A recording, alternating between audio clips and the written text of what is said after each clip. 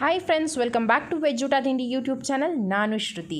ನಮ್ಮ ಇವತ್ತಿನ ಈ ವಿಡಿಯೋನಲ್ಲಿ ಮದುವೆ ಮನೆಗಳಲ್ಲಿ ಫಂಕ್ಷನ್ಗಳಲ್ಲಿ ಮಾಡುವಂತಹ ಸ್ವೀಟ್ ಸಖತ್ ಫೇಮಸ್ ಮೈಸೂರು ಪಾಕು. ಅದು ಗೂಡಾಗಿರುವಂತಹದ್ದು, ಮತ್ತು ಮೇಲೆ ಲೇಯರಲ್ಲಿ ಲೈಟ್ ಯೆಲ್ಲೋ ಕಲರ್, ಮಧ್ಯ ಲೇಯರಲ್ಲಿ ಡಾರ್ಕ್ ಬ್ರೌನ್ ಕಲರ್, ಮತ್ತು ಕೆಳಗಡೆ ಲೇಯರ್ನಲ್ಲಿ ಲೈಟ್ ಯೆಲ್ಲೋ ಕಲರ್ ಇರುವಂತಹ, ಓಪನ್ ಮಾಡಿ ನೋಡಿದರೆ ಒಳಗೆಲ್ಲ ಜೇನುಗೂಡಿನಂತೆ ಕಾಣುವ, ಬಾಯಲ್ಲಿಟ್ಟರೆ ಕರಗುವಂತಹ, ಲೈಟಾಗಿ ಮರಳಾದಂತಹ ಮೈಸೂರು ಪಾಕು ಎಣ್ಣೆಯನ್ನು ಉಪಯೋಗಿಸ್ಕೊಂಡು ಹೇಗೆ ಮಾಡೋದು ಅತಿ ಸುಲಭವಾಗಿ ಮನೆಯಲ್ಲಿ ಅಂತ ನೋಡೋಣ.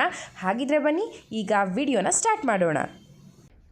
ಮೊದಲು ನಾನು 2 ಕಪ್ಪು ಕಡಲೆ ಹಿಟ್ಟನ್ನು ತಗೊಂಡಿದ್ದೀನಿ. ಬೇಸಿನನ್ನು 1 ಕಪ್, ಹಾಗೆ 2ನೇ ಕಪ್.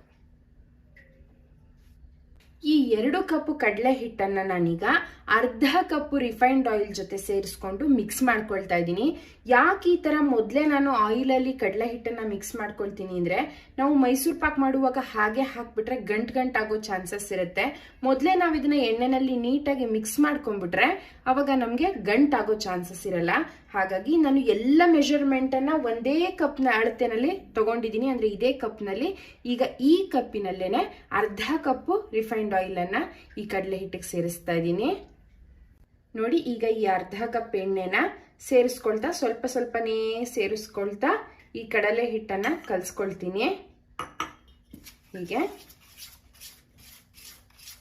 ನೀವು ಎಣ್ಣೆ ಜೊತೆ ಹಿಟ್ಟನ್ನು ಮಿಕ್ಸ್ ಮಾಡುವಾಗ ಗಂಟಿಲ್ದಲ್ಲೇ ಇರೋ ಹಾಗೆ ನೋಡಿಕೊಂಡು ನೀಟಾಗಿ ಮಿಕ್ಸ್ ಮಾಡ್ಕೊಳ್ಬೇಕು. ನಾನು ಮೊದಲು ಅರ್ಧ ಗ್ಲಾಸ್ನಷ್ಟು ರಿಫೈನ್ಡ್ ಆಯಿಲ್ನ ಸೇರಿಸ್ಕೊಂಡಿದ್ದೆ. ಇನ್ನ ಸ್ವಲ್ಪ ಬೇಕು ಅಂತ ಅನ್ನಿಸ್ತು, ಹಾಗಾಗಿ ಮತ್ತೆ 1/4 ಗ್ಲಾಸ್ ರಿಫೈನ್ಡ್ ಆಯಿಲ್ನ ಸೇರಿಸ್ಕೊಂಡಿದ್ದೀನಿ. ಟೋಟಲ್ ಆಗಿ 3/4 ಕಪ್ನಷ್ಟು ರಿಫೈನ್ಡ್ ಆಯಿಲ್ನ ಸೇರಿಸ್ಕೊಂಡು ನೋಡಿ ಈ ಹದಕ್ಕೆ ಕಡಲೆ ಹಿಟ್ಟನ್ನು ನಾನು ಕಲಸಿಟ್ಕೊಂಡಿದ್ದೀನಿ. ಹೀಗೆ ಇದರಲ್ಲಿ ಒಂದೇ ಒಂದು ಗಂಟಿಲ್ದಲೇ ರೀತಿ ಮಿಕ್ಸ್ ಮಾಡ್ಕೊಂಡಿದ್ದೀನಿ. ಇದನ್ನ ಒಂದು ಸೈಡ್ನಲ್ಲಿ ಇಟ್ಕೊಳ್ಳೋಣ. ಹಾಗೆ ನಾವು ಯಾವ ಮೋಲ್ಡ್ಗೆ ಮೈಸೂರು ಪಾಕ್ ಹಾಕಬೇಕು ಅಂತ ಅನ್ಕೊಂಡಿದೀವೋ ಆ ಮೋಲ್ಡನ್ನು ತಗೊಂಡು ನಾವು ಅದನ್ನ ಗ್ರೀಸ್ ಮಾಡ್ಕೊಳ್ಬೇಕು.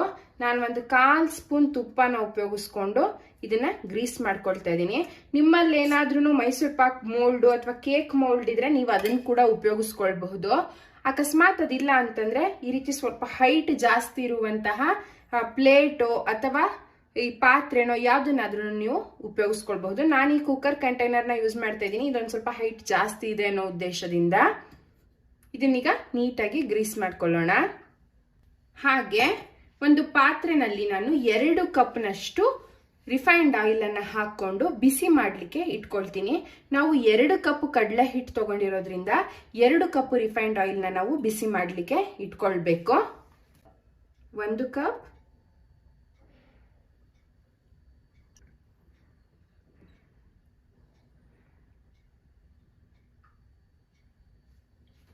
ನೋಡಿ 2ನೇ ಕಪ್. ಮತ್ತೆ ನಾವು ಮೈಸೂರು ಪಾಕನ್ನ ಮಾಡ್ಲಿಕ್ಕೆ ಒಂದು ತಿಕ್ ಬಾಟಮ್ಡ್ ಪ್ಯಾನ್ ಅನ್ನ ಇಟ್ಕೊಳ್ಬೇಕು. ನಾನಿವತ್ತು ಈ ನಾನ್ ಸ್ಟಿಕ್ ಪ್ಯಾನ್ ಅನ್ನ ಇಟ್ಕೊಂಡಿದ್ದೀನಿ. ಹಾಗೆ ಇದರಲ್ಲಿ ನಾವು 2 ಕಪ್ನಷ್ಟು ಶುಗರ್ನ ಆಡ್ ಮಾಡಿ ಅದನ್ನ ಸಕ್ಕರೆ ಪಾಕ ಮಾಡ್ಕೊಳ್ಬೇಕು. ಸಕ್ಕರೆ ಪಾಕ ಮಾಡ್ಲಿಕ್ಕೆ ನಾನು 1 ಕಪ್ ಶುಗರ್, 2ನೇ ಕಪ್ ಶುಗರ್ ಸೇರಿಸಿದ್ದೀನಿ. ಮತ್ತೆ ಈ ಸಕ್ಕರೆಗೆ ನಾನೀಗ ಅರ್ಧ ಕಪ್ನಷ್ಟು ನೀರನ್ನ ಕೂಡ ಸೇರಿಸ್ಕೊಳ್ತಾ ಇದ್ದೀನಿ. ನೋಡಿ, ಅರ್ಧ ಕಪ್ ನೀರು. ಈಗ ನಾವು ಗ್ಯಾಸ್ ಸ್ಟವ್ ನಲ್ಲಿ ನಮ್ದು 2 ಬರ್ನರ್ ಇರುತ್ತಲ್ವಾ, 1 ಬರ್ನರ್ ನಲ್ಲಿ ನಾನು ಎಣ್ಣೆನ ಕಾಯ್ಲಿಕ್ಕೆ ಇಟ್ಕೊಳ್ತೀನಿ, ಮತ್ತೊಂದು ಬರ್ನರ್ ನಲ್ಲಿ ನಾನು ಈ ಸಕ್ಕರೆ ಪಾಕನ ಮಾಡ್ಲಿಕ್ಕೆ ಇಟ್ಕೊಳ್ತೀನಿ. ಎರಡನ್ನು ಸೈಡ್ ಬೈ ಸೈಡ್ ಮಾಡ್ತಾ ಹೋಗೋಣ. ನೀವೀಗ ನೋಡಬಹುದು ಲೆಫ್ಟ್ ಸೈಡ್ ನಲ್ಲಿ ನಾನು ಕುಕಿಂಗ್ ಆಯಿಲ್ನ ಕಾಯ್ಲಿಕ್ಕೆ ಇಟ್ಕೊಂಡಿದ್ದೀನಿ. ಅದನ್ನ ಚೆನ್ನಾಗಿ ಬಿಸಿ ಮಾಡ್ಕೊಳ್ಬೇಕು ನಾವು ಎಣ್ಣೆನ. ಯಾಕೆಂದ್ರೆ ನಾವು ಲೇಯರ್ ಬೈ ಲೇಯರ್ ಮೈಸೂರು ಪಾಕಿಗೆ ಈ ಎಣ್ಣೆನ ಒಂದೊಂದು ಸೌಟು ಸೇರಿಸ್ಕೊಳ್ತಾ ಇರ್ತೀವಿ. ಹಾಗಾಗಿ ಇದು ಚೆನ್ನಾಗಿ ಬಿಸಿ ಆಗ್ಬೇಕು ಈ ಸೈಡು. ಮತ್ತೆ ಈ ಸೈಡು ನಾನು ಸಕ್ಕರೆ ಪಾಕನ ಇಟ್ಕೊಂಡಿದ್ದೀನಿ. ಈ ಸಕ್ಕರೆ ಎಲ್ಲ ಕರಗಿ ಒಂದೆಳೆ ಪಾಕ ಬರಬೇಕು. ಅಂದ್ರೆ 1 ಸ್ಟ್ರಿಂಗ್ ಕನ್ಸಿಸ್ಟೆನ್ಸಿ ಅಂತ ಹೇಳ್ತಾರಲ್ಲ, ನಾವ್ ಹೀಗೆ ಹಿಡಿದ್ರೆ 1 ನೂಲೆಳೆ ಪಾಕ ಬರೋ ತನಕ ಈ ಸಕ್ಕರೆನ ನಾವು ಪಾಕ ಮಾಡ್ಕೊಳ್ಳೋಣ.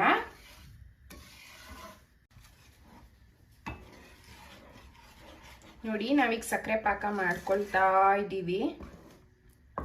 ಮತ್ತೆ ಈ ಸಕ್ಕರೆ ಎಲ್ಲ ಕರಗಿ ಮಧ್ಯದಲ್ಲಿ ಸಣ್ಣದಾಗಿ ಬಬಲ್ ಬಬಲ್ ಬಬಲ್ ಬರಲಿಕ್ಕೆ ಸ್ಟಾರ್ಟ್ ಆಗ್ತಾ ಇದೆ. ಇದನ್ನು ಒಮ್ಮೆ ಹೀಗೆ ತೆಗೆದು ನೋಡಿದ್ರೆ ನಮಗೆ ಗೊತ್ತಾಗುತ್ತೆ ಒಂದು ಸ್ಟ್ರಿಂಗ್ ಕನ್ಸಿಸ್ಟೆನ್ಸಿ ಬಂದಿದೆಯಾ ಅಂತ. ಇನ್ನೂ ಬಂದಿಲ್ಲ, ನೀವು ನೋಡಬಹುದು. ಹಾಗಾಗಿ ಇನ್ನೊಂದು ನಿಮಿಷ ಇದನ್ನು ಮಿಕ್ಸ್ ಮಾಡ್ತೀನಿ. ಮತ್ತೆ ನಾನು ಸಕ್ಕರೆ ಪಾಕಕ್ಕಿಟ್ಟಾಗ ಫ್ಲೇಮ್ನ ಸಿಮ್ನಲ್ಲೇ ಇಟ್ಕೊಂಡಿದ್ದೀನಿ, ಯಾಕೆಂದ್ರೆ ಹೈ ಫ್ಲೇಮ್ ಇಟ್ಬಿಟ್ರೆ ಸಕ್ಕರೆ ಬೇಗ ಸೀದಾಗ್ಬಿಡುತ್ತೆ ಅಂತ. ನೋಡಿ, ನಿಮ್ಗೆ ಕಾಣಿಸ್ತಾ ಇರಬಹುದು ಒಂದೆಳೆ ಪಾಕ ಬಂದಿರೋ ಅಂಥದ್ದು. ಆ ಒಂದು ಸ್ಟ್ರಿಂಗ್ ಕನ್ಸಿಸ್ಟೆನ್ಸಿ ನೋಡಿ ಎಷ್ಟು ಚೆನ್ನಾಗಿ ಎಳೆ ತರ ಬರ್ತಾ ಇದೆ, 2 ಬೆರಳ ಮಧ್ಯ. ಇದು ಸರಿಯಾದಂತಹ ಹದ. ಈ ಹದದಲ್ಲಿ ನಾವೀಗಾಗಲೇ ಮಿಕ್ಸ್ ಮಾಡಿ ಇಟ್ಕೊಂಡಿದ್ದಂತಹ ರಿಫೈನ್ಡ್ ಆಯಿಲ್ ಮತ್ತೆ ಬೇಸನ್ನ ಇದಕ್ಕೆ ಸ್ವಲ್ಪ ಸ್ವಲ್ಪನೇ ಆ್ಯಡ್ ಮಾಡ್ಕೊಳ್ತಾ ಮಿಕ್ಸ್ ಮಾಡೋಣ. ಮತ್ತೊಂದು ವಿಷಯ ಅಂದರೆ, ಮೊದಲ ಮೈಸೂರು ಪಾಕನ್ನು 19ನೇ ಶತಮಾನದಲ್ಲಿ ರಾಜ ಕೃಷ್ಣರಾಜ ಒಡೆಯರ್ರವರ ಆಳ್ವಿಕೆಯಲ್ಲಿ ಮೈಸೂರಿನ ರಾಜಭವನದಲ್ಲಿ ತಯಾರಿಸಲಾಯಿತಂತೆ. ರಾಜಮನೆತನದ ಬಾಣಸಿಗರಾಗಿದ್ದಂತಹ ಕಾಕಾಸುರ ಮಾದಪ್ಪ ಅವರು ಕಡಲೆ ಹಿಟ್ಟು, ಸಕ್ಕರೆ ಮತ್ತು ತುಪ್ಪವನ್ನು ಬೆರೆಸಿ ಈ ಸಿಹಿಯನ್ನು ತಯಾರಿಸಿದರು ಅನ್ನುವಂಥದ್ದು ವಿಶೇಷ. ನಮ್ಮ ಮೈಸೂರು ಮಹಾರಾಜರು ನಮ್ಮೆಲ್ಲರ ಹೆಮ್ಮೆ. ಅವರನ್ನು ಸದಾ ನಾವು ಸ್ಮರಿಸಬೇಕು. ಹಾಗೆ ನಮ್ಮ ಮೈಸೂರಿನ ವಿಶೇಷವಾದಂತಹ ಮೈಸೂರು ವೀಳ್ಯದೆಲೆ, ಮೈಸೂರು ಸಿಲ್ಕ್ ಸೀರೆ, ಮೈಸೂರು ಮಲ್ಲಿಗೆ ಹೂವು, ಇದೆಲ್ಲದರ ಜೊತೆಗೆ ಮೈಸೂರಿನ ಫೇಮಸ್ ಮೈಸೂರು ಪಾಕ್ ರೆಸಿಪಿಯನ್ನು ನಾವೀಗ ಕಂಟಿನ್ಯೂ ಮಾಡೋಣ. ನೋಡಿ, ನಾನೀಗ ಕಡಲೆ ಹಿಟ್ಟಿನ ಮಿಶ್ರಣನ ಈ ಸಕ್ಕರೆ ಪಾಕಕ್ಕೆ ಸೇರಿಸ್ಕೊಂಡು ಒಂದು 2 to 3 ಮಿನಿಟ್ಸ್ ಹೀಗೆ ಮಿಕ್ಸ್ ಮಾಡಿದ್ದೀನಿ, ಅಂದರೆ ಚೆನ್ನಾಗಿ ಕೆದಕಿದ್ದೀನಿ. ಈಗ ಸ್ವಲ್ಪ ಗಟ್ಟಿ ಆಗ್ತಾ ಬರ್ತಾ ಇದೆ ಅಲ್ವಾ ಮಿಶ್ರಣ. ಈ ಹಂತದಲ್ಲಿ ನಾವೀಗಾಗಲೇ ಕಾಯ್ಲಿಕ್ಕೆ ಇಟ್ಕೊಂಡಿದ್ದಂತಹ ರಿಫೈನ್ಡ್ ಆಯಿಲನ್ನ ಒಂದು ಸೌಟಿನಷ್ಟು ಇದಕ್ಕೆ ಸೇರಿಸ್ಕೊಂಡು ಮತ್ತೆ ಇದನ್ನ ಮಿಕ್ಸ್ ಮಾಡ್ತೀನಿ. ಈ ರೀತಿ ಲೇಯರ್ ಬೈ ಲೇಯರ್ ಅಲ್ಲಿ ನಾವು ಆಯಿಲ್ನ ಸೇರಿಸ್ಕೊಳ್ಬೇಕು ಮತ್ತೆ ಮಿಕ್ಸ್ ಮಾಡಬೇಕು. ಈಗ ನೋಡಿ, 1 ಸೌಟ್ ಎಣ್ಣೆನ ಇದಕ್ಕೆ ಸೇರಿಸ್ತಾ ಇದ್ದೀನಿ.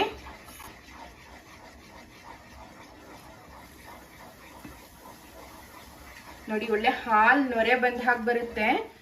ಈ ಎಣ್ಣೆನ ಈ ಕಡಲೆ ಹಿಟ್ಟಿನ ಮಿಶ್ರಣಕ್ಕೆ ಸೇರಿಸಿದಾಗ ಈ ತರ ಬಂದ ಹಾಗೇನೆ ನಾವು 3 ಸರಿ 4 ಸರಿ ಎಣ್ಣೆನ ಸೇರಿಸ್ಕೊಂಡು ನಾವು ಮಿಕ್ಸ್ ಮಾಡ್ಕೊಳ್ತಾ ಬರಬೇಕು. ಮತ್ತೆ ಅದು ತಿಕ್ಕ ಕನ್ಸಿಸ್ಟೆನ್ಸಿಗೆ ಬರೋವರೆಗೂ ನಾವು ಹೀಗೆ ಕೈ ಬಿಡ್ದಲೆ ಇದನ್ನ ಕೆದಕ್ತಾ ಇರಬೇಕು. ಅದು ಇನ್ನೇನು ಗಟ್ಟಿ ಬಂತು ಪದ್ರ ಅನ್ನುವಾಗ ಮತ್ತೆ ನಾವು ಅದಕ್ಕೆ 1 ಸೌಟ್ ಎಣ್ಣೆನ ಸೇರಿಸ್ಕೊಳ್ಳೋ ಅಂಥದ್ದು. ಈಗ ನೋಡಿ, ನಾನು ಈ ತರ ಮಿಕ್ಸ್ ಮಾಡ್ತಾ ಕಡಲೆ ಹಿಟ್ಟು ಆ ಎಣ್ಣೆನೆಲ್ಲ ಅಬ್ಸರ್ವ್ ಮಾಡ್ಕೊಳ್ಳುತ್ತೆ.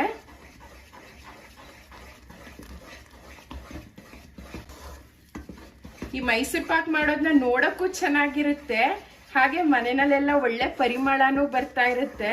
ಈ ಮೈಸೂರು ಪಾಕ್ ಮಾಡೋದನ್ನ ನೋಡ್ತಾ ಇದ್ರೇನೆ ತಕ್ಷಣ ಮನೆಯಲ್ಲಿ ಮಾಡ್ಬಿಡ್ಬೇಕಪ್ಪ ಅನ್ನೋ ತರ ಅನ್ಸುತ್ತೆ. ಅಷ್ಟು ಒಳ್ಳೆ ಫೀಲಿಂಗ್ ಇರುತ್ತೆ ಇದು ಮಾಡುವಾಗ. ಈಗ ನೋಡಿ, ನಾನು ಹಾಕ್ದಂತ 1 ಸೌಟ್ ಎಣ್ಣೆನ ಸಂಪೂರ್ಣವಾಗಿ ಹಿಟ್ಟು ಹೀರ್ಕೊಂಡಿದೆ ಅಲ್ವಾ. ಈಗ ನಾವು ಇದಕ್ಕೆ ಇನ್ನೊಂದು ಸೌಟ್ ಎಣ್ಣೆನ ಸೇರಿಸ್ಕೊಳ್ತಾ ಇದ್ದೀವಿ.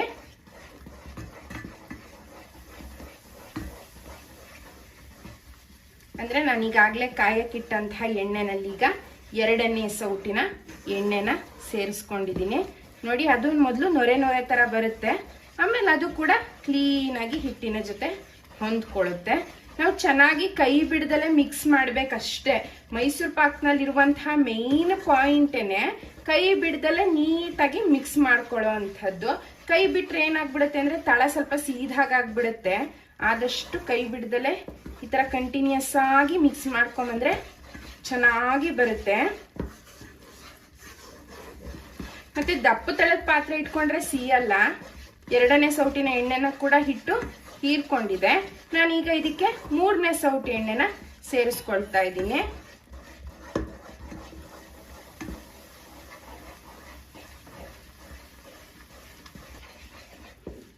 ಮತ್ತೆ ನಾವು ತಗೊಳ್ಳುವಂತಹ ಇಂಗ್ರೀಡಿಯೆಂಟ್ಸ್ ಕ್ವಾಲಿಟಿ ಮೇಲೆ ಕೂಡ ಡಿಪೆಂಡ್ ಆಗಿರುತ್ತೆ. ನಾವು ಯಾವ ತರಹ ಎಣ್ಣೆ ಮತ್ತೆ ಕಡಲೆ ಹಿಟ್ಟನ್ನ ತಗೊಳ್ತೀವಿ ಅನ್ನೋದ್ರ ಮೇಲೆ ಕೂಡ ನಮ್ಮ ಮೈಸೂರು ಪಾಕಿನ ಟೇಸ್ಟ್ ಡಿಪೆಂಡ್ ಆಗಿರುತ್ತೆ. ನಾವು ಒಳ್ಳೆ ಶುದ್ಧವಾದ ಕಡಲೆ ಹಿಟ್ಟು, ಒಳ್ಳೆ ಆಯಿಲ್ ಅನ್ನ ಯೂಸ್ ಮಾಡಿದ್ರೆ ಚೆನ್ನಾಗಿ ಬರುತ್ತೆ.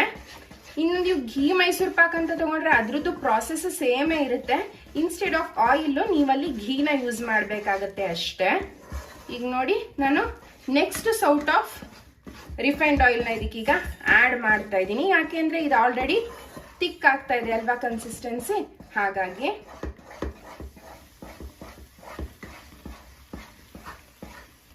ಈಗ ನಾವು 2 ಕಪ್ನಷ್ಟು ಆಯಿಲ್ ಕಾಯ್ಲಿಕ್ಕೆ ಇಟ್ಕೊಂಡಿರ್ತೀವಲ್ವಾ, 2 ಕಪ್ ಆಯಿಲ್ನ ಇದಕ್ಕೆ ಸೇರಿಸಲೇಬೇಕು ಅಂತ ಏನು ರೂಲ್ ಇಲ್ಲ. ಈ ಕಡಲೆ ಹಿಟ್ಟಿನ ಮಿಶ್ರಣ ಎಲ್ಲಿ ತನಕ ನಮ್ಮ ಆಯಿಲನ್ನು ತಗೊಳ್ತಾ ಇದೆ ಅಲ್ಲಿ ತನಕ ನಾವು ಇದಕ್ಕೆ ಆಯಿಲ್ನ ಸೇರಿಸ್ತಾ ಬರಬೇಕು. ಅದಿನ್ನ ಆಯಿಲ್ನ ತಗೊಳ್ತಾ ಇಲ್ಲ, ಬದಲಾಗಿ ವಾಪಸ್ ಬಿಡ್ತಾ ಇದೆ, ಆಯಿಲ್ ಹೊರಗೆ ಬರ್ತಾ ಇದೆ ಮೈಸೂರು ಪಾಕ್ನಿಂದ ಅಂತ ನಮಗೆ ಗೊತ್ತಾದಾಗ ನಾವು ಎಣ್ಣೆ ಹಾಕೋದನ್ನ ನಿಲ್ಲಿಸ್ಬಿಡ್ಬೇಕು. ಈಗ ನೋಡಿ ಮತ್ತೆ ಅದು ಗಟ್ಟಿ ಆಗ್ತಾ ಇದೆ. ನಾನು ಇದಕ್ಕೆ 1 ಸೌಟು ಆಯಿಲನ್ನು ಸೇರಿಸ್ತಾ ಇದ್ದೀನಿ.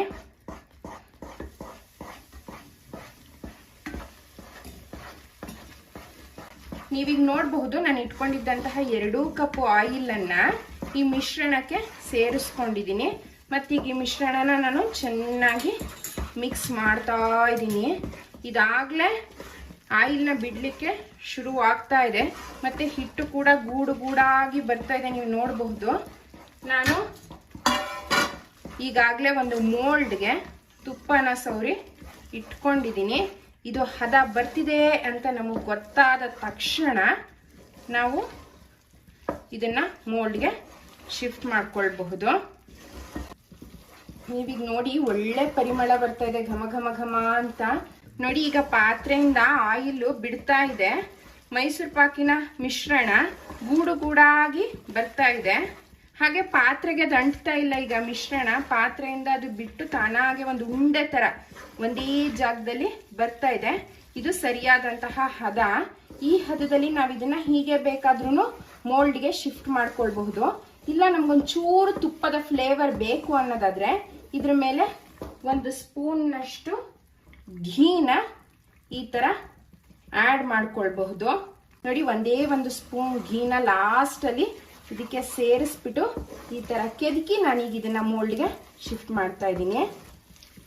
ಈಗ ಎಣ್ಣೆ ಎಲ್ಲ ಸೈಡಿಂದ ಬಿಟ್ಟು ಬರ್ತಾ ಇದೆ ಅಲ್ಲ, ನಾವು ಈ ಎಣ್ಣೆನ ಸೆಪ್ರೇಟ್ ಮಾಡ್ಲಿಕ್ಕೆ ಹೋಗ್ಬಾರ್ದು. ಎಣ್ಣೆ ಸಮೇತನೇ ನಾವು ಇದನ್ನೀಗ ಮೋಲ್ಡ್ಗೆ ಹಾಕ್ಬಿಡ್ಬೇಕು. ಇದು ಪರ್ಫೆಕ್ಟ್ ಸ್ಟೇಜ್. ನೋಡಿ ಈ ಸ್ಟೇಜ್ ನಲ್ಲಿ ನಾನು ಇದನ್ನ ಮೋಲ್ಡ್ಗೆ ಶಿಫ್ಟ್ ಮಾಡ್ತಾ ಇದ್ದೀನಿ.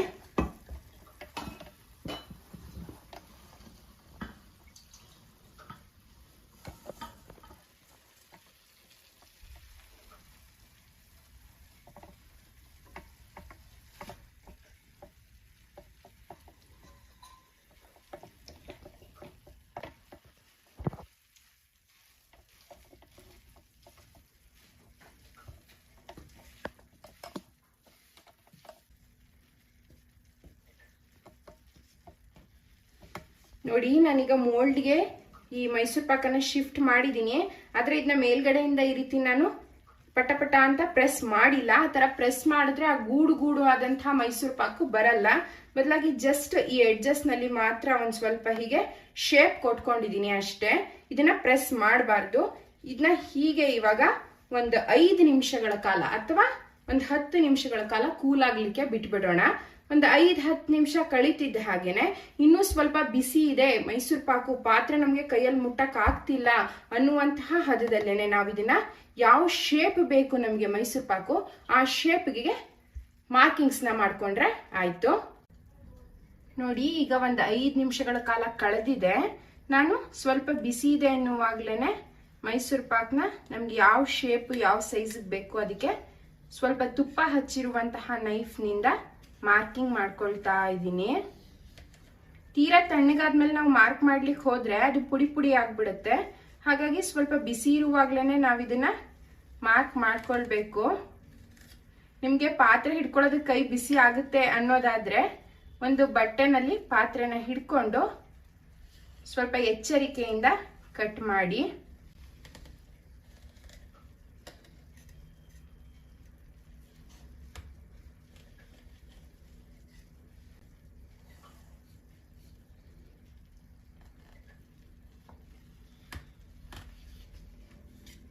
ನಾನು ಹಾರಿಜಾಂಟಲ್ ಆಗಿ ಕಟ್ ಮಾಡಿದೆ ಅಲ್ವಾ, ಅದೇ ತರ ಈಗ ವರ್ಟಿಕಲ್ ಆಗಿ ಕೂಡ ಮಾರ್ಕಿಂಗ್ಸ್ ನ ಮಾಡ್ಕೊಳ್ತಾ ಇದ್ದೀನಿ. ಇದನ್ನ ಒಂದು 10 ನಿಮಿಷ ಹೀಗೆ ಆರ್ಲಿಕ್ಕೆ ಬಿಟ್ಬಿಡ್ತೀನಿ. ಇದು ಸ್ವಲ್ಪ ಚೆನ್ನಾಗಿ ಆರಿದ ನಂತರ ನಾವು ಇದನ್ನ ಡಿಮೋಲ್ಡ್ ಮಾಡೋಣ. ಇದೀಗ ನಾವು ಮೈಸೂರು ಪಾಕನ್ನ ಮಾರ್ಕಿಂಗ್ಸ್ ಮಾಡಿ ಸುಮಾರಾಗಿ ಒಂದು 1/4 ಗಂಟೆಗಳ ಕಾಲ ಕಳೆದಿದೆ.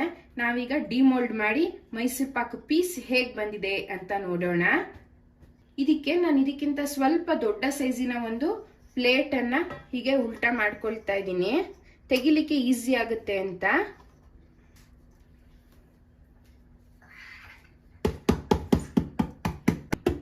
ಉಲ್ಟಾ ಮಾಡಿದ್ಮೇಲೆ ಈ ರೀತಿ ಒಂದು ಸಾರಿ ತಟ್ಕೊಂಡು ನಿಧಾನವಾಗಿ ನಾವು ಈ ಪಾತ್ರೆನ ಮೇಲಕ್ಕೆ ತೆಗೆದ್ರೆ ಆಯ್ತು.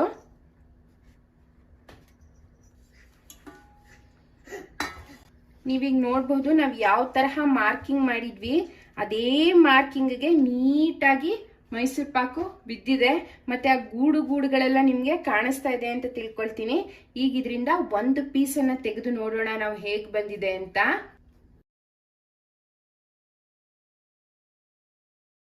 ನೋಡಿ, ಒಂದು ಚೂರು ಎಲ್ಲೂ ಬ್ರೇಕ್ ಆಗಿಲ್ಲ. ಅದು ನೀಟಾಗಿ ನಾವು ಯಾವ್ಯಾವ ಶೇಪ್ಗೆ ಕಟ್ ಮಾಡಿದ್ವಿ ಅದೇ ಶೇಪ್ನಲ್ಲಿ ಅದು ಕ್ಲೀನಾಗಿ ಮೈಸೂರು ಪಾಕು ಬಿಟ್ಟು ಬರ್ತಾ ಇದೆ. ಮತ್ತೆ ನಾನು ನಿಮ್ಗೆ ಇನ್ನೊಂದು ವಿಷಯ ಹೇಳ್ಬೇಕಂದ್ರೆ, ನಾನು ಆಗ್ಲೇ ಹೇಳಿದೆ ಸ್ವಲ್ಪ ಎತ್ತರ ಇರುವಂತಹ ಮೋಲ್ಡ್ಗೆ ನಾವು ಮೈಸೂರು ಪಾಕನ್ನ ಹಾಕಬೇಕು, ಅವಾಗ ಆ ಕಲರ್ ತುಂಬಾ ಚೆನ್ನಾಗಿ ಬರುತ್ತೆ ಅಂತ. ಅಂದ್ರೆ ಮೇಲೆ ಯೆಲ್ಲೋ ಕಲರು, ಮಧ್ಯ ಬ್ರೌನ್ ಕಲರು, ಮತ್ತೆ ಕೆಳಗಡೆ ಯೆಲ್ಲೋ ಕಲರು, ಆ ತರ ಬಂದ್ರೇನೆ ಅದು ಆ ಹಳೆ ಕಾಲದ ಅಥೆಂಟಿಕ್ ಮೈಸೂರು ಪಾಕಿನ ಕಲರ್ ಬಂದ ಹಾಗೆ. ನಾನೀಗ ತೋರಿಸ್ತೀನಿ ಇಲ್ಲಿ ಎಷ್ಟು ಚೆನ್ನಾಗಿ ಆ ಶೇಡ್ಸ್, ಕಲರ್ ಶೇಡ್ಸ್ ಎಷ್ಟು ಚೆನ್ನಾಗಿ ಬಂದಿದೆ ಅಂತ. ನೀವು ಹಾಗೆ ವಿಡಿಯೋನಲ್ಲೊಮ್ಮೆ ಅಬ್ಸರ್ವ್ ಮಾಡಿ ನೋಡಿ. ಆ ಕೇಕು, ಆ ಮೈಸೂರು ಪಾಕಿನ ಪೀಸ್ ಇದೆಯಲ್ಲ, ಮೇಲೆ ಲೈಟ್ ಯೆಲ್ಲೋ, ಮಧ್ಯ ಬ್ರೌನು, ಕೆಳಗಡೆ ಲೈಟ್ ಯೆಲ್ಲೋ, ಎಷ್ಟು ಚೆನ್ನಾಗಿ ಬಂದಿದೆ ನೋಡಿ. ಆ ಕಲರ್ ವಿಡಿಯೋನಲ್ಲಿ ಕಾಣಿಸ್ತಾ ಇದೆ ಅಂತ ತಿಳ್ಕೊಳ್ತೀನಿ. ನಾವು ರೌಂಡನೆ ಮೋಲ್ಡ್ ಅನ್ನ ಇಟ್ಕೊಂಡಿದ್ರಿಂದ ಈ ಎಡ್ಜಸ್ ನಮಗೆ ಈ ಶೇಪ್ ಬಂದಿದೆ. ನೀವು ನಿಮ್ಮ ಹತ್ರ ಸ್ಕ್ವೇರ್ ಶೇಪಿನ ಮೋಲ್ಡ್ ಅನ್ನ ಇಟ್ಕೊಂಡ್ರೆ ಪರ್ಫೆಕ್ಟ್ ಅಥೆಂಟಿಕ್ ಮೈಸೂರು ಪಾಕ್ ತರನೇ ನಿಮ್ಗೆ ಶೇಪ್ ಬರುತ್ತೆ. ಮತ್ತೆ ನೀವು ನೋಡಬಹುದು ಎಡ್ಜಸ್ ಕೂಡ ಎಲ್ಲೂ ಒಂದು ಚೂರು ಬ್ರೇಕ್ ಆಗಿಲ್ಲ, ನೀಟಾಗಿ ಮೋಲ್ಡಿನ ಶೇಪ್ಗೆ ಬಂದಿದೆ. ನಾನೀಗ ಮಧ್ಯದ್ದು ಒಂದು ಮೈಸೂರು ಪಾಕನ್ನ ತೆಗೆದು ಒಂದು ಸಿಂಗಲ್ ಪೀಸ್ ಯಾವ ತರ ಬಂದಿದೆ ಅನ್ನೋದನ್ನ ನಿಮ್ಗೆ ತೋರಿಸ್ತೀನಿ.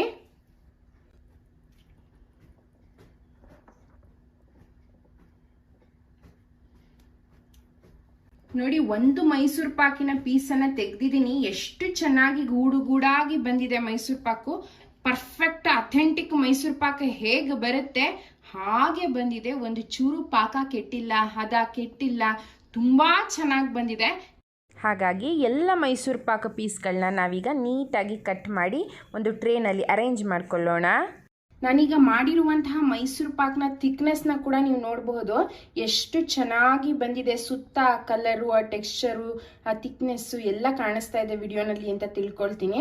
ಮತ್ತೀಗ ಒಂದು ಪೀಸನ್ನು ನಾನು ಬ್ರೇಕ್ ಮಾಡಿ ತೋರಿಸ್ತೀನಿ ಅದು ಎಷ್ಟು ಚೆನ್ನಾಗಿ ಬಂದಿದೆ ಅಂತ. ನಾನು ಜಾಸ್ತಿ ಫೋರ್ಸ್ ಹಾಕ್ತಾ ಇಲ್ಲ, ಲೈಟಾಗಿ ಜಸ್ಟ್ ನೋಡಿ ಇಷ್ಟಂದೆ ಅಷ್ಟೇ. ಮತ್ತೆ ಆ ಒಳಗಡೆ ನೋಡಿ ಆ ಗೂಡು ಎಷ್ಟು ಚೆನ್ನಾಗಿ ಬಂದಿದೆ ನೋಡಿ. ಆ ಏರಿ ಅಲ್ವಾ, ತುಂಬಾ ಚೆನ್ನಾಗಿ ಬಂದಿದೆ.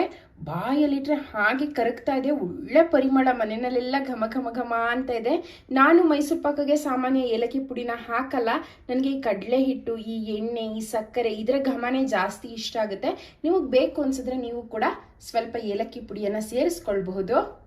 ನಮ್ಮ ಇವತ್ತಿನ ಈ ರೆಸಿಪಿ ಅಂದ್ರೆ ಎಣ್ಣೆಯನ್ನು ಉಪಯೋಗಿಸ್ಕೊಂಡು ಮಾಡುವಂತಹ ಹಳೆ ಕಾಲದ ಸ್ವೀಟ್ ಮೈಸೂರು ಪಾಕು ನಿಮಗೆ ಇಷ್ಟ ಆಗಿದೆ ಅಂತ ನಂಬಿದ್ದೀನಿ. ನಮ್ಮ ಇವತ್ತಿನ ಈ ವಿಡಿಯೋ ನಿಮಗೆ ಇಷ್ಟ ಆಗಿದ್ದಲ್ಲಿ ಈ ವಿಡಿಯೋನ ಲೈಕ್ ಮಾಡೋದು, ಶೇರ್ ಮಾಡೋದು, ಮತ್ತೆ ಇದುವರೆಗೆ ಸಬ್ಸ್ಕ್ರೈಬ್ ಮಾಡಿಲ್ಲ ಅಂದ್ರೆ ಸಬ್ಸ್ಕ್ರೈಬ್ ಮಾಡೋದನ್ನ ಕೂಡ ಮರಿಬೇಡಿ. ಮುಂದಿನ ವಿಡಿಯೋನಲ್ಲಿ ಮತ್ತೊಂದು ಒಳ್ಳೆ ಸೂಪರ್ ರೆಸಿಪಿ ಜೊತೆ ಸಿಗ್ತೀನಿ ಅಂತ ಹೇಳ್ತಾ, ಅಲ್ಲಿ ತನಕ thank you so much, take care.